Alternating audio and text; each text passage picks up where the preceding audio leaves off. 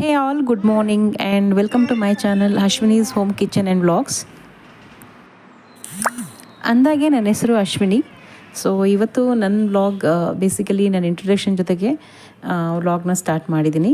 Hope ನಿಮ್ಮೆಲ್ರಿಗೂ ಇಷ್ಟ ಆಗುತ್ತೆ ಅಂತ ಅಂದ್ಕೊಂಡಿದ್ದೀನಿ. ಸಂಡೇ ಮಾರ್ನಿಂಗ್ ಆಗಿದ್ದರಿಂದ ಸ್ವಲ್ಪ ಎದ್ದಿದ್ದು ಲೇಟೆ, ಆಲ್ಮೋಸ್ಟ್ 7 ಗಂಟೆ ಆಗಿತ್ತು. ನನ್ನ ಜೊತೆಗೆ ಇವಳು ನನ್ನ ಮಗಳು ಚಿಕ್ಕವಳು ಶಾನ್ವಿಕಾ ಅವಳ ಹೆಸರು. ಸೊ ಅವಳು ಇಮಿಡಿಯೇಟಾಗಿ ಎದ್ಬಿಡ್ತಾಳೆ. ಸೊ ನಮಗಿಂತ ಮುಂಚೆನೇ ದೊಡ್ಡ ಅಲಾರಾಮ್ ಅಂತ ಅಂದರೆ ನಮಗೇನು ಬೇಕಾಗಿಲ್ಲ. ಸೊ ಅವಳೇ ದೊಡ್ಡ ಅಲಾರಾಮ್ ಅಂತಲೇ ಹೇಳ್ಬೋದು. ಬೇರೆ ದಿನಗಳಲ್ಲಾದರೆ ಅವಳ ಜೊತೆ ಟೈಮ್ ಸ್ಪೆಂಡ್ ಮಾಡೋದಕ್ಕಾಗೋದಿಲ್ಲ. ಸೊ ಇದು ಸಂಡೇ ಆಗಿದ್ದರಿಂದ ಅವಳ ಜೊತೆ ಸ್ವಲ್ಪ ಟೈಮ್ ಸ್ಪೆಂಡ್ ಮಾಡಿ ನಾನು ಬೆಳಿಗ್ಗೆ ಎದ್ದು ಸ್ವಲ್ಪ ಬಿಸಿನೀರು ಕುಡಿತೀನಿ. ಬಿಸಿನೀರು ಜೊತೆಗೆ ಸ್ವಲ್ಪ ಒಂದು 1/2 ಟೇಬಲ್ ಸ್ಪೂನ್ಗಿಂತ ಸ್ವಲ್ಪ ಕಡಿಮೆ ಮೆಂತ್ಯ ಮತ್ತು ಸ್ವಲ್ಪ ಪುದೀನ ಅಥವಾ ಶುಂಠಿ ಏನಾದರೂ ಇದ್ದರೆ ಹಾಕ್ಕೊಂಡು ಅದನ್ನು ಕುದಿಸ್ಬಿಟ್ಟು ಒಂದು 5 ಮಿನಿಟ್ಸು ಅದ್ರ ಜೊತೆಗೆ ಆ ನೀರನ್ನು ಕುಡಿಯೋದ್ರಿಂದ ಸ್ವಲ್ಪ ಡೈಜೆಷನ್ಗೆಲ್ಲ ತುಂಬ ಒಳ್ಳೆಯದು. ಆ್ಯಂಡ್ ಕಾಫಿ ಕುಡಿಯೋ ಅಭ್ಯಾಸ ನನಗೆ ಇಲ್ಲ ಬೆಳಿಗ್ಗೆ ಟೈಮಲ್ಲಿ. ಅವಳ ಜೊತೆ ಟೈಮ್ ಸ್ಪೆಂಡ್ ಮಾಡ್ತಾ ಅವಳು ಹೇಳಿದ್ನೆಲ್ಲ ಕೇಳಿಕೊಂಡು ಅವಳಿಗೆ ಏನೇನು ಬೇಕು ಎಲ್ಲ ಕೊಟ್ಕೊಂಡು, ಜೊತೆಗೆ ಇಲ್ಲಿ ಪುದೀನ ಮಿಂಟ್ ಟೀ ಅಂತನಾದರೂ ಹೇಳ್ಬೋದು, ಅಥವಾ ಜಿಂಜರ್ ಟೀ, ಮೆಂತ್ಯ ಟೀ, ಫೆನುಗ್ರಿಕ್ ಟೀ ಏನಾದರೂ ಹೇಳ್ಕೊಬೋದು. ಬಟ್ ತುಂಬಾ ನನಗಂತೂ ಇದು ತುಂಬ ರಿಲ್ಯಾಕ್ಸಿಂಗ್ ಅನಿಸುತ್ತೆ. ನಾನು ಎವ್ರಿ ಡೇ ವಿತೌಟ್ ಫೇಲ್ ಇದನ್ನು ಕುಡಿತೀನಿ. ಅಟ್ಲೀಸ್ಟ್ 1 ಟೈಮ್ ಈವ್ನಿಂಗ್ ಆದರೂ ಆಗಿರ್ಬೋದು, ಇಲ್ಲ early in the morning. Time ಯಾವಾಗ ಸಿಗುತ್ತೆ ನನಗೆ ಅವಾಗ ಏನಾದರೂ ಕುಡಿಬೇಕು ಅನಿಸಿದ್ರೆ ನಾನು ಇದನ್ನು ಮಾಡ್ಕೊಂಡು ಕುಡಿತೀನಿ.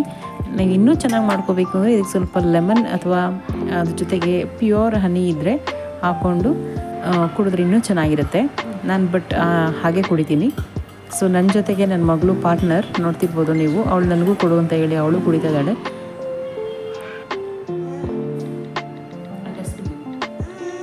ಹಾಗೆ ಟೀ ಕುಡಿತಾ ನನ್ನ ಬಗ್ಗೆ ನಿಮಗೆ ತಿಳಿಸ್ಕೊಡ್ತೀನಿ. ಸೊ ಬೇಸಿಕಲಿ ನಾನು ಬಂದು ಹಾಸನ. ಸೊ ಮದುವೆ ಆಗಿರೋದು ಬಂದು ತುರುವೇಕೆರೆ, ತುಮಕೂರು ಡಿಸ್ಟಿಕ್ಕು. ಬಟ್ ಆದರೆ ಇರೋದು ಬೆಂಗಳೂರಲ್ಲಿ. ಇಲ್ಲಿ ನಾನು, ನನ್ನ ಹಸ್ಬೆಂಡು, 2 ಮಕ್ಕಳು. ಇವಳು ಚಿಕ್ಕವಳು ಶಾನ್ವಿಕಾ ಮತ್ತು ದೊಡ್ಡವಳು ಸಮನ್ವಿ ಬಂದು 5th ಸ್ಟ್ಯಾಂಡರ್ಡ್. ಇವಳಿನ್ನು ಇವಾಗ ಸ್ಕೂಲ್ಗೆ ಪ್ಲೇ ಹೋಮ್ಗೆ ಹೋಗಬೇಕು.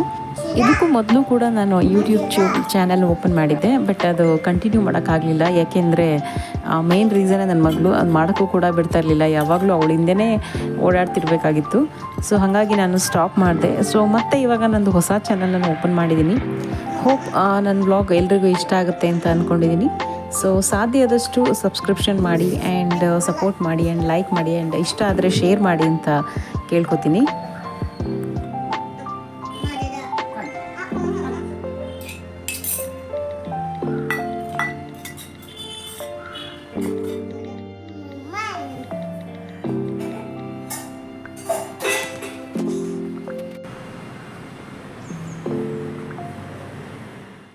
ಅವಳ ಜೊತೆ ಸ್ವಲ್ಪ ಹೊತ್ತು ಟೈಮ್ ಸ್ಪೆಂಡ್ ಮಾಡಿದ ಮೇಲೆ ಅವಳಿಗೆ ಸ್ನಾನ ಮಾಡಿಸಿ ಅವಳಿಗೆ ಬಟ್ಟೆ ಹಾಕಬೇಕಾದ್ರೆ ಒಂದು ದೊಡ್ಡ ಟಾಸ್ಕ್ ಅಂದರೆ ಅವಳಿಗೆ ಯಾವುದು ಬೇಕು ಅದನ್ನೇ ಹಾಕಬೇಕು. ನಾವು ಕೊಟ್ಟಿದ್ದನ್ನು ಯಾವುದೂ ಹಾಕ್ಕೊಳ್ಳೋದಿಲ್ಲ.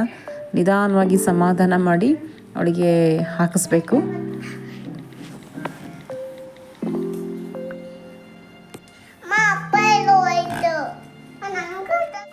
ನಂತರ ಇವಾಗ regular routine every day as usual ಇದ್ದಂಗೆ ಬೆಡ್ಡೆಲ್ಲ ಕ್ಲೀನ್ ಮಾಡಿ, ಸೊ ಕಸನೆಲ್ಲ ಗುಡಿಸಿ ನಂತರ ತಿಂಡಿ ಮಾಡಬೇಕು.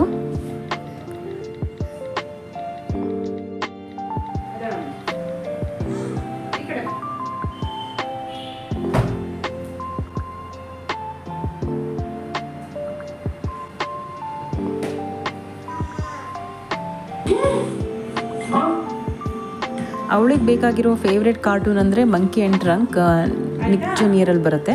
ಅದಾದಮೇಲೆ ಮಾಷಾ ಆ್ಯಂಡ್ ದ ಬೇರ್ ಕೂಡ ನೋಡ್ತಾಳೆ. ಸೊ ಅದನ್ನು ಹಾಕ್ಕೊಟ್ಟು ನನ್ನ ಕೆಲಸ ನಾನು ಮಾಡ್ಕೋತೀನಿ. ಆ ಕಡೆ ಪಕ್ಕದಲ್ಲಿ ಇನ್ನೂ ದೊಡ್ಡವಳು ಎದ್ದಿಲ್ಲ, ಸೊ ಇನ್ನೂ ನಿದ್ದೆ ಮಾಡ್ತಾನೇ ಇದ್ದಾಳೆ. ಸೊ ಈಗ 2 ಬೆಡ್ನ ಕ್ಲೀನ್ ಮಾಡಿ, ಸೊ ಮನೆಯೆಲ್ಲ ಕ್ಲೀನ್ ಮಾಡಿ ನಾನು ತಿಂಡಿ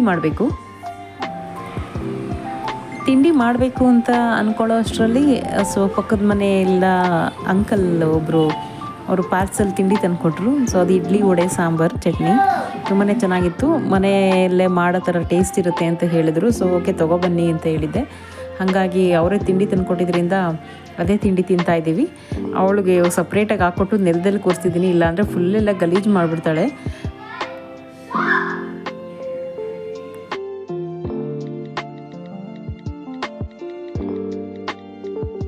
ಹಾಗೆ ನನಗೂ ಕೂಡ ತುಂಬಾ ಹೊಟ್ಟೆ ಹಸಿವಾಗ್ತಿತ್ತು. ಸೊ ಜೊತೆಗೆ ಅವಳ ಜೊತೆನೇ ಕೂತ್ಕೊಂಡು ನಾನು ತಿಂಡಿ ತಿಂದೆ.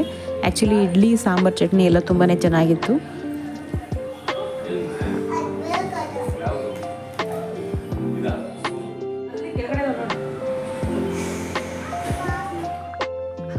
ಇವಳು ದೊಡ್ಡವಳು ಸಮನ್ವಿ. ಇವಳಿಗೂ ತಿಂಡಿ ಹಾಕ್ಕೊಟ್ಟಿದ್ದೆ. ಸೊ ಎದ್ಬಿಟ್ಟು ಫ್ರೆಶ್ ಅಪ್ ಆಗಿ ತಿಂಡಿ ತಿಂತ ಟಿ ವಿ ನೋಡ್ತಾ ಇದ್ಲು. ಚಾನೆಲ್ನ ಚೇಂಜ್ ಮಾಡಬೇಡಿ ಅಂತ ಸ್ವಲ್ಪ ಜೋರಾಗಿ ಮಾತಾಡ್ತಾ ಇದ್ಲು. ಸಂಡೇ ಆಗಿರೋದ್ರಿಂದ ಮನೆಯಲ್ಲೇ ಹಸ್ಬೆಂಡ್ ಕೂಡ ಇರ್ತಾರೆ. ಸೊ ಹಂಗಾಗಿ ತಿಂಡಿ ಆದಮೇಲೆ ಕಾಫಿ ಕುಡಿಯೋದು ಅಭ್ಯಾಸ. ಮೊದಲೆಲ್ಲ ಕಾಫಿ ಅಂತ ಅಂದರೆ ತುಂಬಾ ಇಷ್ಟು ಸರಿ ಕುಡಿತಿದ್ವು ನಮಗೆ ಆ್ಯಕ್ಚುಲಿ ಲೆಕ್ಕನೇ ಇರಲಿಲ್ಲ ಅನಿಸುತ್ತೆ. ಸೊ ಇವಾಗ ಸ್ವಲ್ಪ ಜಾಸ್ತಿ ಕುಡಿಯೋದ್ರೆ ಅಟ್ಲೀಸ್ಟ್ ಮಾರ್ನಿಂಗ್ ಏನಾದರೂ ಇಷ್ಟ ಅಂತ ಕುಡಿದ್ರೂ ಕೂಡ ತುಂಬಾ ಅನ್ಕಂಫರ್ಟಬಲ್ ಆಗುತ್ತೆ. ಆಮೇಲೆ ಒಂಥರ ಗ್ಯಾಸ್ಟ್ರಿಕ್ ಪ್ರಾಬ್ಲಮ್ ಸ್ಟಾರ್ಟ್ ಆಗುತ್ತೆ. ಹಾಗಾಗಿ ಕಾಫಿನ ಆದಷ್ಟು ಮ್ಯಾಕ್ಸಿಮಮ್ ಅವಾಯ್ಡ್ ಮಾಡ್ತೀವಿ. ತಿಂಡಿ ಆದಮೇಲೆ ಯಾರಾದರೂ ಜೊತೆಲಿದ್ದು ಅವ್ರಿಗೇನಾದರೂ ಬೇಕು ಅಂದಾಗ ಆವಾಗ ಮಾಡಿಕೊಂಡು ಸ್ವಲ್ಪ ಕುಡಿದ್ರೆ ಅವಾಗೇನೋ ಒಂಥರ ಫ್ರೆಶ್ನೆಸ್ಸು ಅಷ್ಟು ಗೊತ್ತಾಗಲ್ಲ. ಆದ್ರೂ ಜಾಸ್ತಿ ಏನು ತೊಗೊಳ್ಳಲ್ಲ, ಸ್ವಲ್ಪ ಮಾತ್ರ ಕುಡಿತೀವಿ.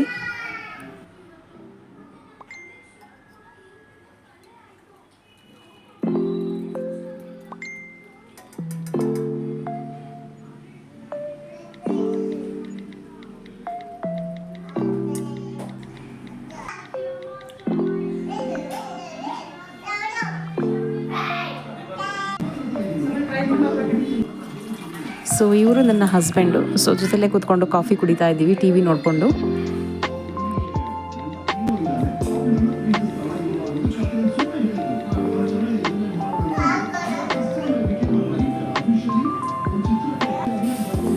ಸೊ ಅವಳು ಕಾಫಿ ಬೇಕು ಅಂತ ಹಠ ಮಾಡಿದ್ರಿಂದ ಸ್ವಲ್ಪ ಕಾಫಿ ಕೊಟ್ಟಿದ್ವಿ. ಸೊ ನೀವು ನೋಡ್ತಿರ್ಬೋದು ಮನೆ ಎಷ್ಟು ಗಲೀಜು ಮಾಡಿದ್ದಾಳೆ ಅಂತ. ಇವಾಗ ಆಲ್ರೆಡಿ ಈವ್ನಿಂಗ್ ಟೈಮ್ ಆಗೋಗಿದೆ. ತುಂಬಾ ಹೊಟ್ಟೆ ಹಸಿವಾಗ್ತಿತ್ತು, ಯಾಕೆಂದರೆ ಮಧ್ಯಾಹ್ನ ಊಟ ಮಾಡಿರಲಿಲ್ಲ ಯಾರೂ. ಸೊ ಹಂಗಾಗಿ ಬೇಗ ನನ್ನ ಮಗಳು ಮೊಟ್ಟೆ ಬೇಯಿಸ್ಕೊಡಿ ಮಮ್ಮಿ, ಬಟ್ಟೆ ಬೇಕು ಅಥವಾ ಈಗ ಆಮ್ಲೆಟ್ ಏನಾದರೂ ಮಾಡಿಕೊಡಿ ಅಂತ ಇದ್ಲು. ಆ್ಯಕ್ಚುಲಿ ನಾನು ಮೊಟ್ಟೆ ಎಲ್ಲ ಮನೆಯಲ್ಲಿ ಮಾಡೋಕ್ಕೋಗಲ್ಲ, ಅದ್ರ ಸ್ಮೆಲ್ ಕಂಡ್ರೆ ಅಷ್ಟಕ್ಕಷ್ಟೇ. ಸೊ ಹಂಗಾಗಿ ಬೇಕಾದರೆ ಅವಳೇ ಮಾಡ್ಕೊಂಡು ತಿಂತಾಳೆ. ಸೊ ಇವತ್ತು ತುಂಬಾ ಮೊಟ್ಟೆ ತಂದಿದ್ಲು. ಸೊ ಹಂಗಾಗಿ ಎಗ್ ಕರಿ ಮಾಡಿಬಿಟ್ಟು ಚಪಾತಿ ಮಾಡೋಣ ಅಂತ ಬೇಗನೆ ರೆಡಿ ಮಾಡ್ತಾಯಿದ್ದೆ. ಅದಕ್ಕಾಗಿ ಎಗ್ನ ಬೇಯಿಸ್ಬಿಟ್ಟು ಅವ್ರಿಗೆ ಕೊಟ್ಟಿದ್ದೆ. ಅವ್ರು ಸಿಪ್ಪೆ ಬಿಡಿಸೋಕೆ ಕೂತಿದ್ರು. ಚಪಾತಿ ಮಾಡೋದಕ್ಕೆ ಹಿಟ್ಟನ್ನು ಮೊದಲೇ ಕಲಸಿಡ್ತೀನಿ. ಸೊ ಕರಿ ಮಾಡೋದ್ರೊಳಗಡೆ ಚಪಾತಿ ಹಿಟ್ಟು ಚೆನ್ನಾಗಿ ನೆಂದಿದ್ರೆ ಚಪಾತಿ ಸ್ಮೂತಾಗಿ ಬರುತ್ತಲ್ಲ. ಸೊ ಹಾಗಾಗಿ ಚಪಾತಿ ಹಿಟ್ಟಿಗೆ ಸ್ವಲ್ಪ ಉಪ್ಪು ನೀರು ಹಾಕಿ ಚೆನ್ನಾಗಿ ನಾದಿ ಕಲಸಿಟ್ರೆ ತುಂಬ ಸಾಫ್ಟ್ ಆ್ಯಂಡ್ ಫ್ಲಫಿಯಾಗಿ ಬರುತ್ತೆ. ಆ್ಯಂಡ್ ಇನ್ನೊಂದು ಏನಂತಂದರೆ, ನಾನು ಯಾವತ್ತೂ ಚಪಾತಿ ಹಿಟ್ಟು ಸಾಮಾನ್ಯವಾಗಿ ತುಂಬ ಎಮರ್ಜೆನ್ಸಿ ಬಿಟ್ಟರೆ ಬೇರೆ ಟೈಮಲ್ಲೆಲ್ಲ ಗೋಧಿ ತಂದು ಮಿಲ್ ಮಾಡಿಸ್ತೀನಿ. ಅದನ್ನು ರುಚಿಯಾಗಿರುತ್ತೆ ಆ್ಯಂಡ್ ತುಂಬ ಸಾಫ್ಟ್ ಅಂತಲೂ ಅನಿಸುತ್ತೆ.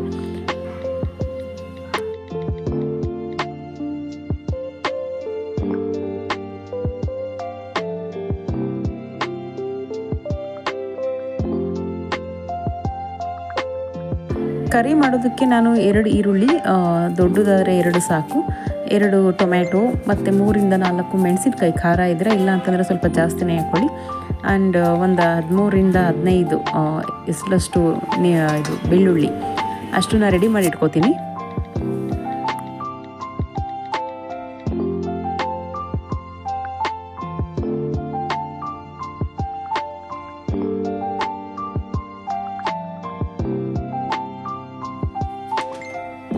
ಈರುಳ್ಳಿ, ಮೆಣಸಿನ್ಕಾಯಿ, ಶುಂಠಿ, ಬೆಳ್ಳುಳ್ಳಿ ಎಲ್ಲ ನೀಟಾಗಿ ತೊಳ್ಕೊಂಡು ಅದನ್ನು ಸಣ್ಣದಾಗಿ ಹೆಚ್ಕೋಬೇಕು. ಆದಷ್ಟು ಎಷ್ಟು ಸಣ್ಣದಾಗಿ ಕಟ್ ಮಾಡ್ಕೊಳ್ಳೋಕ್ಕಾಗುತ್ತೋ ಅಷ್ಟು ಸಣ್ಣದಾಗಿ ಕಟ್ ಮಾಡಿಕೊಂಡ್ರೆ ಚೆನ್ನಾಗಿರುತ್ತೆ. ನೀವು ನೋಡ್ತಿರ್ಬೋದು ನಾನು ತುಂಬ ಸಣ್ಣದಾಗಿ ಹೆಚ್ಕೊತಾ ಇದ್ದೀನಿ.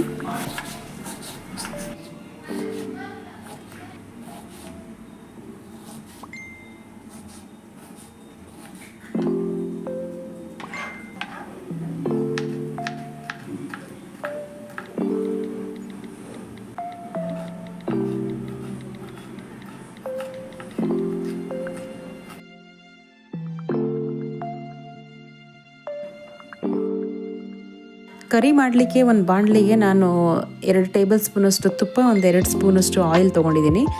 ಬೇಕಾದರೆ ಬರೀ ತುಪ್ಪದಲ್ಲಿ ಮಾಡಿದ್ರೂ ತುಂಬಾ ಚೆನ್ನಾಗಿರುತ್ತೆ.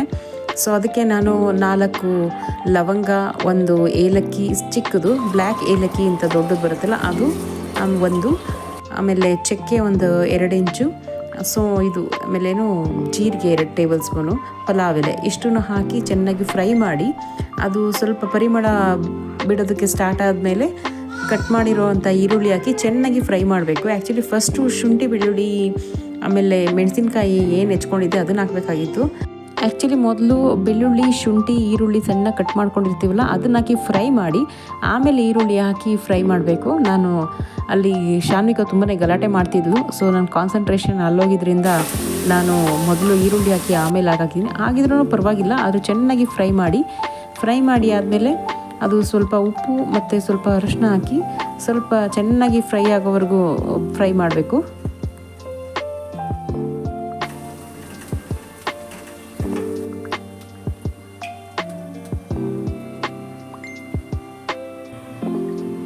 ಈಗ ಆಲ್ರೆಡಿ ಈರುಳ್ಳಿ ಸ್ವಲ್ಪ ಕಲರ್ ಚೇಂಜ್ ಆಗಿದೆ, ಸೊ ಅವಾಗ ಸ್ವಲ್ಪ ಅರಿಶಿನ ಸ್ವಲ್ಪ ಉಪ್ಪು ಹಾಕಿ ಸ್ವಲ್ಪ ಚೆನ್ನಾಗಿ ಹುರ್ಕೊಂಡು ಅದಕ್ಕೆ 1 table spoon red chilli powder ಮೆಣಸಿನ್ಕಾಯಿ ಪುಡಿ,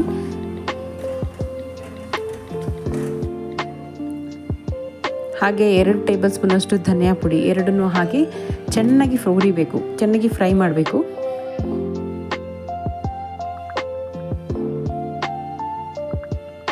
ಮಸಾಲೆಗಳನ್ನೆಲ್ಲ ಹಾಕಿ ಹುರಿದ ಮೇಲೆ ಸ್ವಲ್ಪ ನೀರು ಹಾಕಿ ಮತ್ತೆ ಚೆನ್ನಾಗಿ ಫ್ರೈ ಮಾಡಬೇಕು. ಅದಕ್ಕೆ ಹೆಚ್ಚಿಟ್ಟುಕೊಂಡಿರುವಂಥ ಟೊಮೆಟೊ ಹಾಕಿ ಚೆನ್ನಾಗಿ ಬಾಡಿಸ್ಬೇಕು.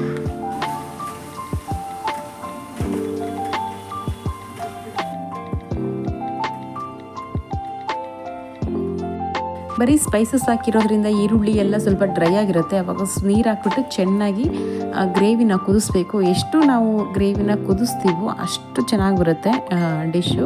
ನೀವು ನೋಡ್ತಿರ್ಬೋದು ಇವಾಗ ಆಯಿಲ್ ಎಲ್ಲ ರಿಲೀಸ್ ಆಗಿದೆ, ಹಾಗೆ ಗ್ರೇವಿ ಕೂಡ ತುಂಬಾ ತಿಕ್ಕಾಗಿದೆ. ಅದಕ್ಕೆ ಇನ್ನೂ ಸ್ವಲ್ಪ ನೀರು ಹಾಕಿ ಇನ್ನೂ ಸ್ವಲ್ಪ ಹೊತ್ತು ಚೆನ್ನಾಗಿ ಕುದಿಸ್ಬೇಕು.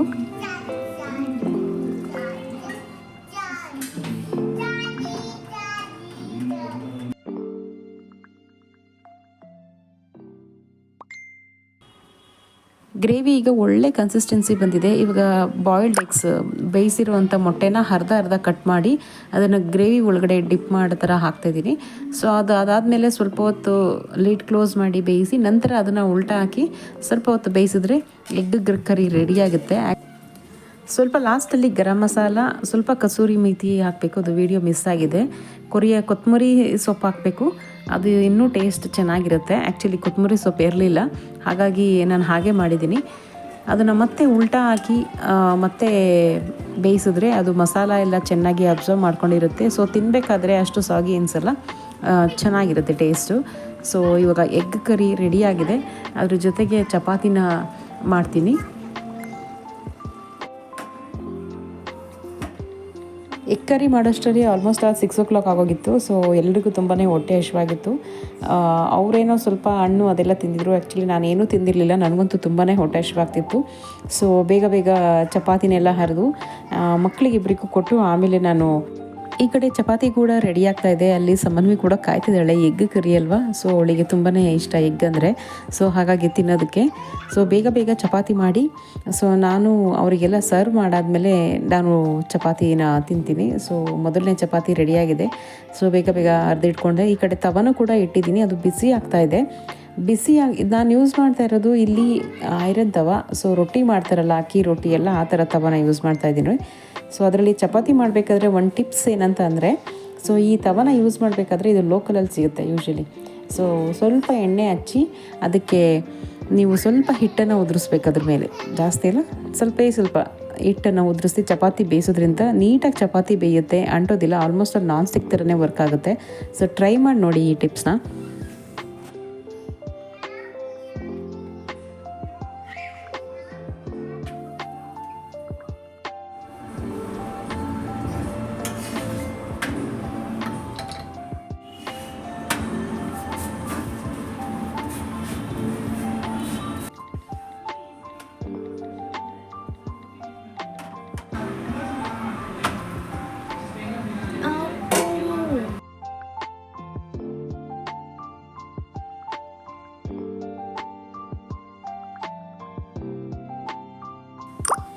ಚಪಾತಿ ರೆಡಿಯಾಗಿದೆ. ಈಗ ಎಗ್ ಕರಿ ನೀವು ನೋಡ್ತಿರ್ಬೋದು ಎಷ್ಟು ತಿಕ್ಕಾಗಿದೆ ಅಂತ.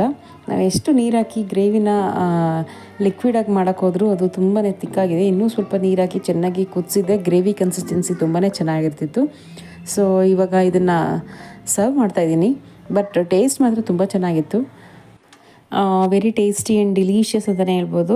ತುಂಬ ಸ್ಪೈಸಿ ಆಗಿತ್ತು. ಸೊ ನಮಗೆ ಸ್ಪೈಸಿ ಇಷ್ಟ, ಮಕ್ಳಿಗೆ ಇಷ್ಟ ಆಗಲ್ಲ. ಸೊ ಅದರಲ್ಲೂ ನಮ್ಮ ಸಮನ್ವಿ ಸ್ವಲ್ಪ ಸ್ಪೈಸಿ ಅಂದರೆ ಖಾರ ಸ್ವಲ್ಪ ಕಡಿಮೆನೇ ತಿನ್ನೋದು. ನಾನು ಸ್ವಲ್ಪ ಸ್ಟ್ರಾಂಗಾಗಿ ಮಾಡಿದ್ದೆ. ಸೊ ಆದರೂ ಅವಳು ಅದನ್ನು ಎಂಜಾಯ್ ಮಾಡಿದ್ಲು. ಸೊ ಅವಳಿಗೆ ಕೊಟ್ಟ ಮೇಲೆ ಇವಾಗ ಶಾನ್ವಿಕಂಗೂ ಚಪಾತಿನ ತಿನ್ನಿಸ್ಬಿಟ್ಟು ಇವಾಗ ನಾನು ಊಟ ಮಾಡ್ತಾಯಿದ್ದೀನಿ. ಆ್ಯಕ್ಚುಲಿ ತುಂಬಾ ಟೇಸ್ಟಿ ಆ್ಯಂಡ್ ವೆರಿ ಒಂಥರ ಡಿಫ್ರೆಂಟ್ ಟೇಸ್ಟ್ ಅನ್ನಿಸ್ತಾಯಿತ್ತು. ನಾನು ತುಂಬ ದಿನ ಆಗಿತ್ತು ಎಗ್ ಕರಿ ಎಲ್ಲ ಮಾಡಿ. ಸೊ ಯೂಶ್ವಲಿ ನಾನು ಮಾಡೋದಿಲ್ಲ. ಸೊ ತುಂಬಾ ಏನೋ ಡಿಫ್ರೆಂಟ್ ಟೇಸ್ಟ್. ಎಗ್ಗಿರು ಇಷ್ಟಪಡೋರಿಗೆ ತುಂಬಾ ಇಷ್ಟ ಆಗುತ್ತೆ. ಯಾರಿಗಾದರೂ ಈ ರೆಸಿಪಿ ಇಷ್ಟ ಆಗಿದ್ದರೆ ಸೊ ಟ್ರೈ ಮಾಡಿ, ನಿಮಗೂ ಕೂಡ ಇಷ್ಟ ಆಗುತ್ತೆ. ಹಾಗೆ ಈ ವಿಡಿಯೋನ ಇಲ್ಲಿಗೆ ಮುಗಿಸ್ತಾ ಇದ್ದೀನಿ. ಸೊ ಇನ್ನೊಂದು ಹೊಸ ವಿಡಿಯೋದೊಂದಿಗೆ ಮತ್ತೆ ಸಿಗ್ತೀನಿ ಅಂತ ಹೇಳ್ತಾ take care. Thank you for watching.